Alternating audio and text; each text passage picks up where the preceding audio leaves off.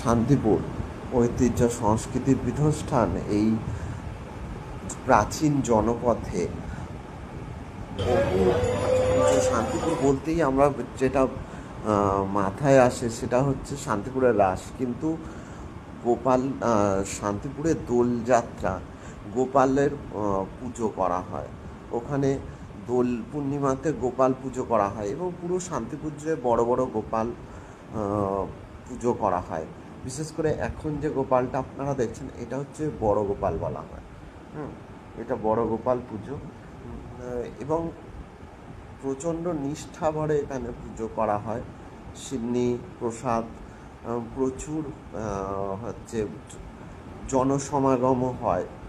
আমি গত 5 বছর ধরে এখানে 4-5 বছর কিংবা তার বেশিও হবে এখানে যাতায়াত যাই, প্রত্যেক দোলেই আমি যাই।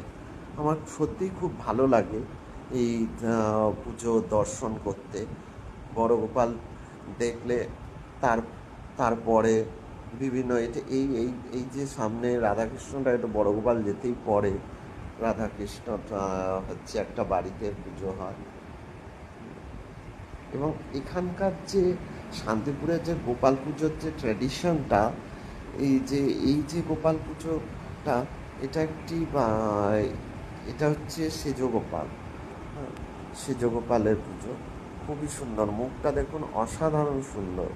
হ্যাঁ, আর শান্তিপুরের গোপালের একটা স্পেশালিটি হচ্ছে তার মুখমণ্ডল এত সুন্দর যে দেখতেও ভালো লাগে, জাস্ট এত সুন্দর।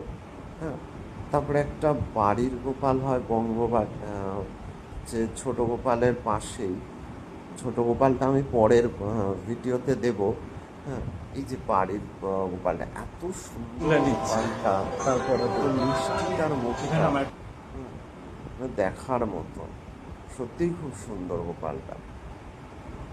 আর শান্তিপুরের গোপাল মানেই তো অসাধারণ সুন্দর একটা সংস্কৃতি, কালচারের মধ্যে গিয়ে পড়া। শান্তিপুরের বিভিন্ন পুজো, শুধু গোপাল পুজো না, কালী পুজো হয়, হ্যাঁ, তার রাস পূর্ণিমা হয়। প্রত্যেকটাই শান্তিপুরে একটা আদি শহর, যার সংস্কৃতি কালচারই আলাদা, তাই না? ভালো লাগে যেতে। আমি আজ বহু বছর ধরে গোপাল দর্শন করছি ওখানে, এবং এবছরেও গেছিলাম। তাই ভাবলাম যে আপনাদের সঙ্গে এটা শেয়ার করি। যদি ভালো লাগে তাহলে একটা লাইক, শেয়ার, কমেন্টস করে দেবেন, তাহলে খুব উপকার হয়। হ্যাঁ, ধন্যবাদ আপনাদের।